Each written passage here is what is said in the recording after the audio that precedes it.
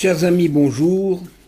Je rappelle que les cours de la paracha de la semaine portent cette année sur le titre de la paracha, sa signification, la raison de son choix et sa place dans le contexte décrit par la Torah.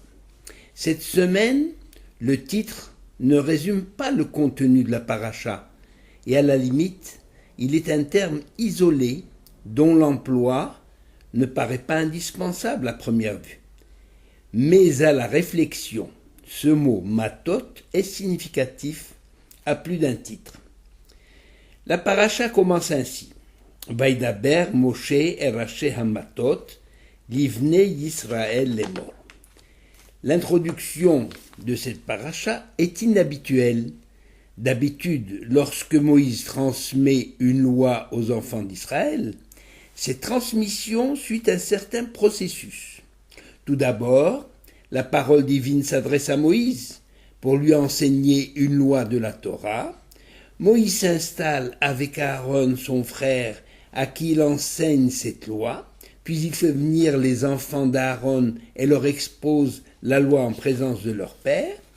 Dans un troisième temps, Moïse leur adjoint les anciens d'Israël et Moïse renouvelle son enseignement avant de le refaire en présence de toute la communauté d'Israël.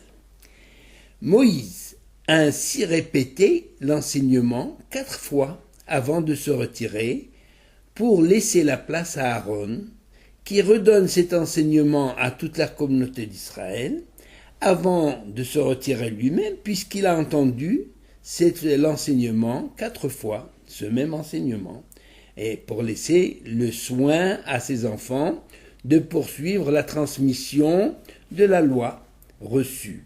Et à présent, les enfants d'Aaron, ayant entendu ou ayant abordé 4 fois cet enseignement, eh bien, justement, ce sera le tour des anciens de répéter la leçon au peuple, de telle sorte qu'eux-mêmes ont entendu la leçon 4 fois, et le peuple, enfin, à son tour, s'adonne à l'étude de la Torah. Ainsi, la répétition à 4 reprises d'un enseignement finit par mieux être compris et être mieux assimilé. Or ici, le système est court-circuité, si l'on peut parler ainsi. Moïse s'adresse aux chefs des tribus pour qu'ils transmettent l'enseignement aux enfants d'Israël. Avant de nous intéresser à la signification du titre, essayons de comprendre à quoi correspond cette dérogation à l'habitude dans le domaine de la transmission. En fait, nos sages disent que l'Éternel a voulu tout d'abord donner une grande leçon aux dirigeants du peuple. Cette leçon s'avère universelle. Elle remonte à la nuit des temps et nous connaissons encore bien ce phénomène, ici, ailleurs et partout. Les candidats à des élections, tous, sans exception, se croient autorisés à faire des promesses qu'ils savent d'avance n'être pas capables de tenir, comme si ces paroles n'avaient aucune importance, puisque tout le monde connaît la réalité. Eh bien, Dieu n'accepte pas un tel comportement. Les chefs doivent être un modèle pour le peuple et pas lui donner le mauvais exemple. C'est un manque d'honnêteté et une absence totale de respect pour les électeurs. Mais c'est aussi profaner la parole qui distingue l'homme de tous les êtres créés, la parole qui peut tuer ou faire vivre. Inutile de faire un dessin, plus que jamais, nous nous rendons compte combien la propagande, la publicité mensongère est dirigée peut faire des victimes innocentes. La puissance du verbe n'est plus à démontrer. Et nous, Juifs, nous sommes bien placés pour mesurer le pouvoir de la parole, pour le bien comme pour le mal. Un bon mot peut apporter une consolation apaisante à un cœur meurtri. Une parole méchante, une fausse accusation peut au contraire décourager ou même inciter à tuer. Une parole sincère, chaleureuse, peut frayer un chemin jusqu'au cœur le plus endurci. Elle peut redonner un sens à une vie, redonner du courage pour affronter la vie. C'est pourquoi Dieu demande à Moïse de s'adresser tout d'abord aux chefs, aux dirigeants du peuple, pour les mettre en garde quant aux conséquences de leurs paroles. La seconde raison est peut-être plus importante, parce qu'elle concerne tout le peuple, le plus grand nombre. Elle concerne chacun de nous. En faisant connaître à tous les enfants d'Israël la possibilité de faire un vœu, c'est-à-dire de formuler une promesse, soit dans le bon sens, soit dans le mauvais sens. Ils se sentiront passionnés pour une telle idée et ils se mettraient à formuler des vœux, des nédarim, à la suite de quelques émotions passagères, de la sorte que beaucoup de gens se trouveraient dans l'impossibilité de faire honneur à ce vœu. Or, il n'y a rien de plus grave que de faire un vœu et de ne pas le tenir, à tel point que la tradition conseille vivement de ne jamais faire de vœu, car il risque d'exister et la possibilité de n'être pas en mesure de l'accomplir. C'est pourquoi le texte s'exprime ainsi. Ish, ki dor neder lachem, lo yachel devaro, kechol hayotse mi piv yaaseh. Si un homme fait un vœu à l'Éternel, ou s'impose par serment quelque interdiction à lui-même, eh bien, il ne doit pas profaner sa parole. Tout ce qu'a proféré sa bouche, il lui faut l'accomplir. La tradition considère que toute parole d'engagement est un vœu. En général, on fait un vœu pour s'attirer la protection divine, en cas de danger, de maladie ou de catastrophe. Par exemple, Jacob, notre ancêtre, dans sa fuite devant son frère Esav, qui cherchait à le tuer, Jacob fait un vœu en disant « Si Elohim est avec moi, s'il me protège, s'il me donne du pain à manger et un vêtement pour me vêtir,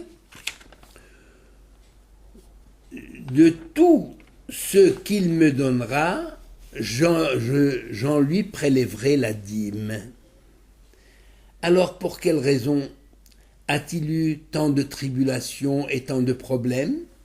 Eh bien parce que, dit le Midrash, il a tardé à accomplir son vœu. C'est pourquoi beaucoup de personnes, conscientes de l'importance d'une parole donnée, s'empressent de précéder leur engagement par la formule « bli neder », ça veut dire « ce n'est pas un vœu ». Mais bien sûr, cette formule, si jamais j'ai eu un cas de force majeure, eh bien que ma promesse ne soit pas considérée comme un vœu. Et cette formule n'est évidemment pas valable dans les transactions commerciales, où la parole équivaut à un véritable contrat. Tel est le cas, par exemple, dans les milieux des diamantaires. Une parole est une parole, et c'est plus qu'un contrat. Celui qui la transgresse est exclu de la corporation. Dans un moment de colère ou d'émotion, on peut jurer, par exemple, de ne plus adresser la parole à telle personne, mais on le regrette immédiatement après. Eh bien, il n'est pas permis de profaner sa parole. Mais la Torah, prévoyant ces cas exceptionnels, eh bien, permet l'annulation d'un vœu par une autorité compétente ou par un tribunal. Je veux dire, il ne suffit pas de changer d'avis pour qu'un vœu ne soit pas un vœu, il faut qu'il y ait annulation du vœu. C'est le sens même de la prière de Kippour, qu'on appelle le Kol Nidré, ou devant un tribunal composé de 3 hommes portant le Sefer Torah, toute la communauté annule par avance les menus vœux, c'est-à-dire les paroles légères, les promesses prises inconsciemment ou spontanément, pas des promesses que l'on prononce sans trop y réfléchir, sous le coup de l'émotion. Mais bien entendu, il n'est pas question d'annuler automatiquement tout engagement consciemment formulé. Par exemple, les personnes qui s'engagent verbalement à faire un don pour la communauté ou pour une œuvre caritative ne peuvent pas se rétracter sur simple regret. Car tous les vœux ne peuvent pas être annulés, même par un tribunal, dès qu'il s'agit d'un engagement vis-à-vis d'un tiers. C'est donc pour éviter ces écueils que la Torah n'a pas divulgué cette notion de vœu à tout le peuple qui aurait pris l'habitude de s'engager à la légère, en pensant qu'il est aisé d'annuler un vœu. Le roi Tzidkiyahu, nous rapporte Midrash, allié au roi Nabuchodonosor, a causé la mort de tout le Sanhédrin à l'époque où il était l'allié de Nabuchodonosor, pour avoir obtenu de ce Sanhédrin l'annulation d'une promesse faite au roi de Babylonie de ne pas révéler un secret. Or, Nabuchodonosor s'est rendu compte que le secret a été divulgué, et ceci parce que le Sanhédrin avait annulé le vœu de Tzidkiyahu de ne pas révéler ce secret. Donc il a rendu responsable le Sanhédrin et il a mis tout le monde à mort. En conclusion, Moïse s'est adressé aux Raché Amatot, les chefs des tribus, pour que ceux-ci transmettent cet enseignement important de la loi juive en commençant par donner le bon exemple eux-mêmes. De toute manière, les vœux dont il s'agit dans notre paracha ne peuvent concerner que nos propres activités ou des objets, mais pas des tierces personnes. Cependant, dans le cas où la personne attend d'une aide céleste un secours pour se débarrasser d'un défaut, et que le fait de prononcer un vœu fait pression sur son mauvais penchant, alors la tradition tolère un tel vœu. Prenons l'exemple d'une personne qui fume beaucoup, et pour qui la cigarette est un danger réel pour sa santé. Mais cette personne n'arrive pas à arrêter, alors que le jour du Shabbat, même si cette personne se sait plus nerveuse et souffre de son manque, il n'est pas question de toucher à une cigarette. Alors on lui permet de faire un vœu de ne plus toucher à une cigarette même en semaine. Psychologiquement, le terrain du combat est déplacé, la personne n'est plus placée devant ou face à son manque, mais davantage à son engagement, à sa promesse faite devant Dieu. Et le combat, bien sûr, il est difficile, mais Dieu aidant, on peut y arriver. Donc, s'il y a possibilité, en faisant un vœu, de déplacer le combat contre soi-même, il est permis de le faire. Les vœux sont à prendre en considération, ils ne sont à prendre que dans les domaines du permis. Par exemple, faire un vœu de ne plus fumer ou de ne plus cuisiner le jour du Shabbat ou le jour de Kippour n'a aucun sens, car de toute manière, il est interdit de faire du feu le jour du Shabbat et le jour de Kippour. Donc faire un vœu de ne plus faire du feu le Shabbat, de transgresser une interdiction, ça n'a aucun sens. Et même dans ce domaine, où le vœu peut aider et encourager un progrès moral ou religieux, il n'est conseillé de faire un vœu que dans la mesure où la personne sait qu'elle a la force et le courage de réaliser ce qu'elle a promis. Le vœu peut donc avoir pour moteur une volonté de progrès dans la vie religieuse ou morale. Mais même dans ce cas, il faut savoir que le fait de s'abstenir, de se refuser la jouissance de ce qui est permis, par exemple on fait un vœu de ne plus boire du vin, c'est une faute pour laquelle on devait à l'époque apporter un sacrifice. C'est l'exemple d'une personne qui fait le vœu de s'abstenir de boire du vin, ce qu'on appelle un nazir, pendant une certaine période d'ailleurs. Et à la fin de cette période, eh bien, il devra porter un sacrifice. Parce qu'il a, justement, comme si la Torah lui disait, elle disait à cette personne qui veut s'abstenir de jouir de la boisson qui réjouit le cœur de l'homme, eh bien, les interdictions de la Torah ne sont-elles pas suffisantes pour que tu en ajoutes ? En conclusion de ces considérations, le roi Salomon donne le conseil suivant dans Qoheleth, au chapitre 7, verset 16. Al tehi tzadik arbe, c'est-à-dire ne sois pas un super tzaddik. À vouloir trop en faire, on aboutit parfois au résultat contraire. C'est-à-dire, comme on dit dans le proverbe, l'excès en tout est mauvais.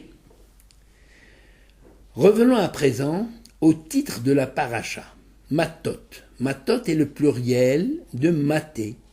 Maté, selon le dictionnaire, c'est à la fois une tribu, un bâton, une houlette, une branche, un rameau, un sceptre, une baguette, un appui, un soutien, la branche d'une nation et même un état-major d'une armée.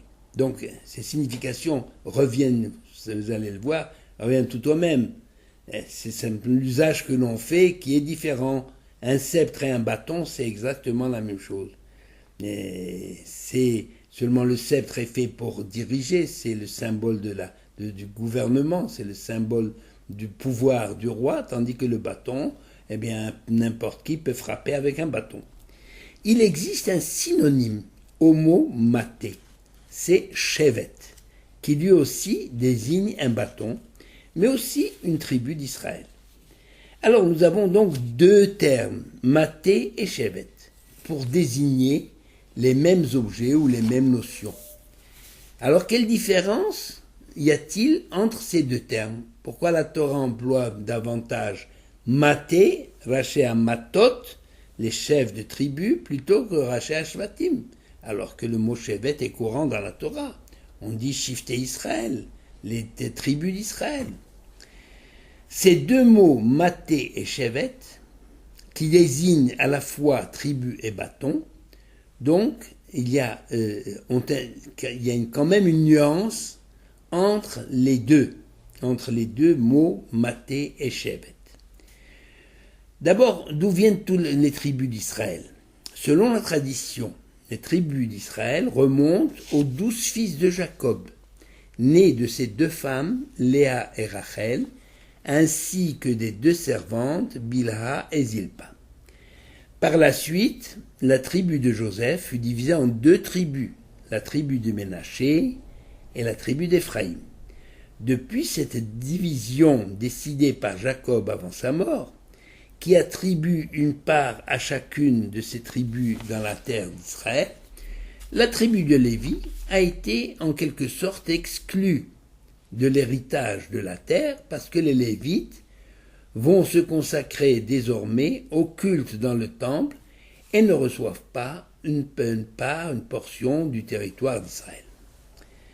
À la mort de Salomon, le royaume de Judée fut divisé en deux parties, c'est-à-dire le royaume de Salomon. Une partie qui est qui a constitué par 10 tribus au nord, qui ont formé le royaume d'Israël, dont le premier roi Jéroboam était un général de l'armée du roi Salomon, et que ceci s'est passé vers 930 avant l'ère courante, c'est-à-dire à la mort du roi Salomon. Et le royaume du sud, ou royaume de Judée, dont la capitale est toujours Jérusalem, n'était composé que de 2 tribus, la tribu de Juda, Yehuda, et la tribu de Benjamin, et son premier roi avait pour nom Roboam, fils du roi Salomon. Le royaume d'Israël, capitale Samarie, a disparu en 722, avant l'ère courante bien sûr, et ses habitants ont été déportés en Assyrie.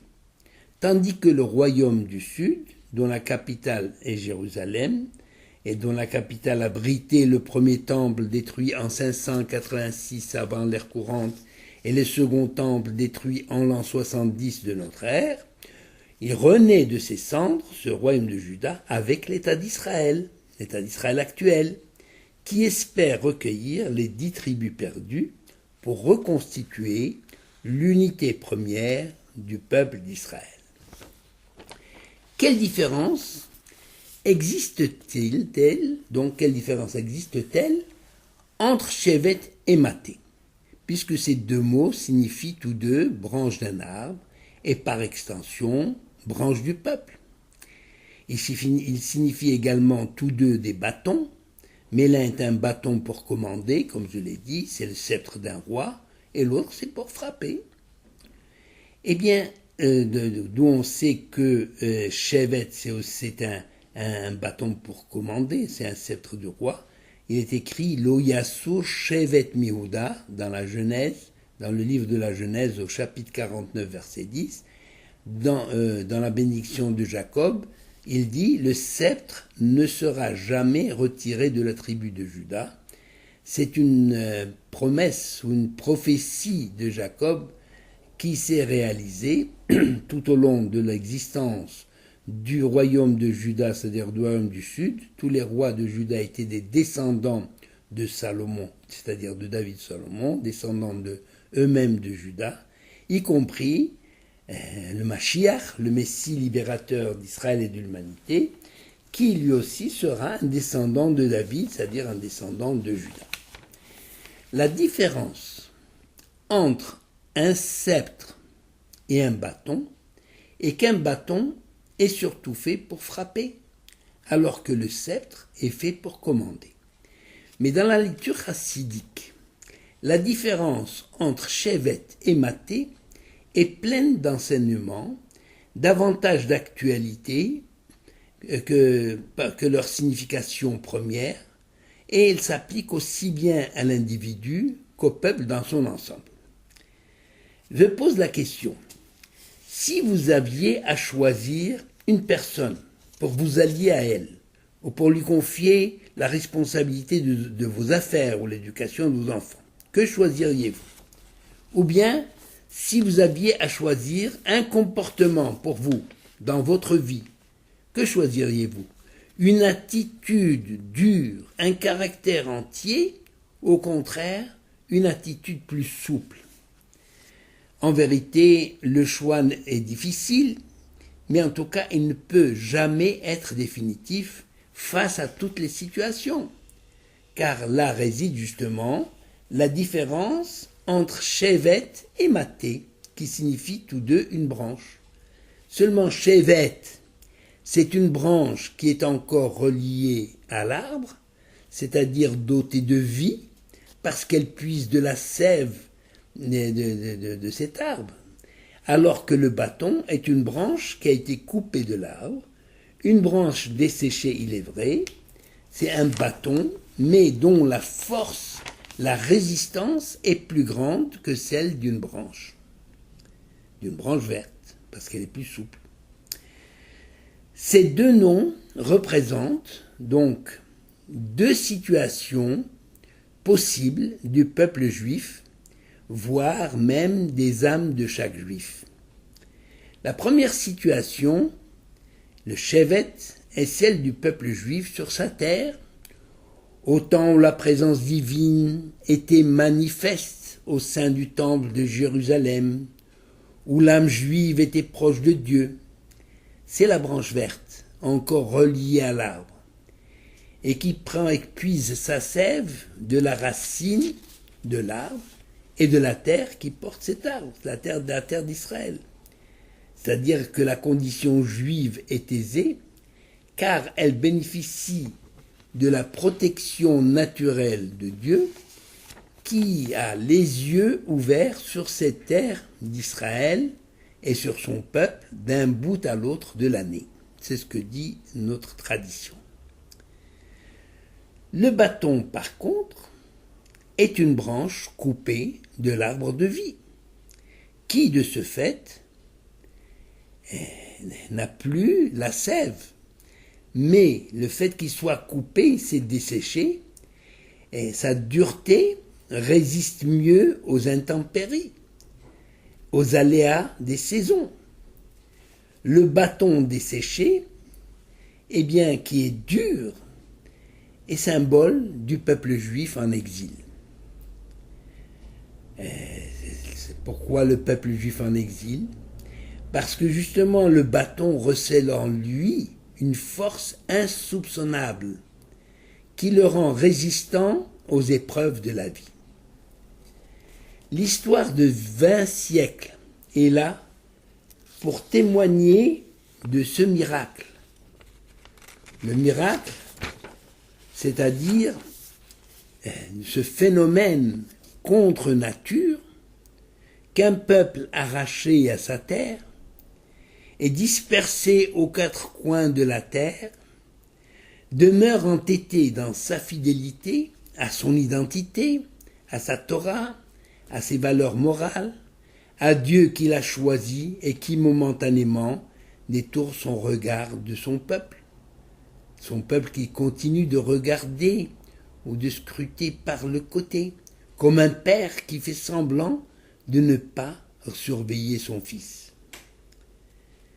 C'est un miracle provoqué, entretenu par l'entêtement des Juifs, à refuser la vie facile de l'assimilation, l'entêtement d'un peuple qui a refusé les avantages que lui offraient les nations s'ils s'assimilaient, s'ils adoptaient leur mode de vie. C'est l'entêtement d'un vase de terre face à un pot de fer. Un vase que l'on peut briser, mais que personne n'a réussi à faire disparaître, à faire totalement disparaître. Car à force de volonté, d'abnégation, d'amour de Dieu et de sa Torah, même lorsque la pratique religieuse ne suit pas, le vase, avec le temps, est recollé et il est devenu bon pour le service.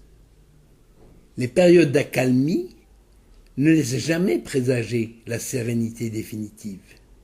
Le vase de terre le sait.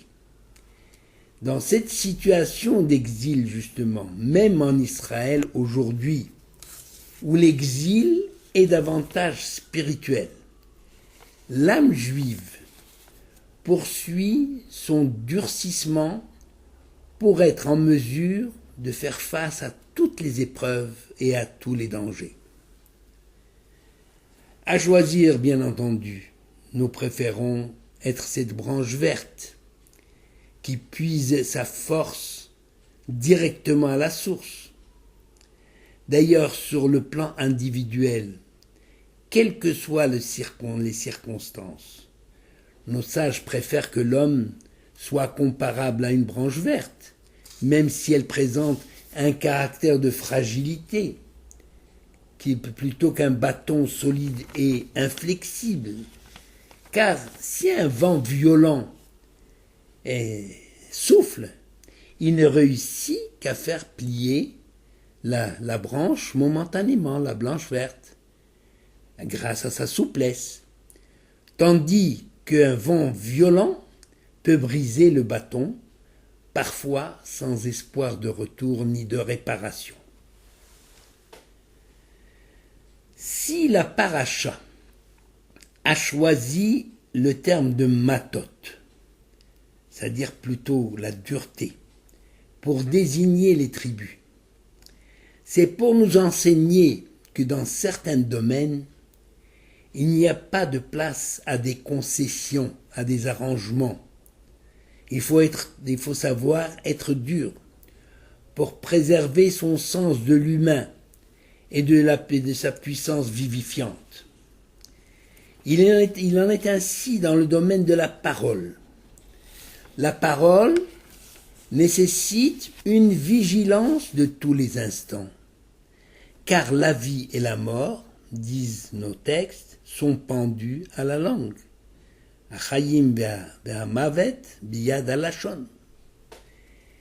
Il n'existe donc pas un petit peu de lashon hara, de médisance, de calomnie, car le mal, s'il n'est pas combattu dès son apparition, il risque de faire des ravages à grande échelle. Nous sommes bien payés pour le constater à tout instant et dans tous les domaines. Et puis, en vérité, il existe des miracles inattendus qui peuvent se produire et auxquels nous pouvons assister aujourd'hui, comme le bâton sec d'Aaron qui a fleuri. Le bâton sec d'Aaron a fleuri en une nuit.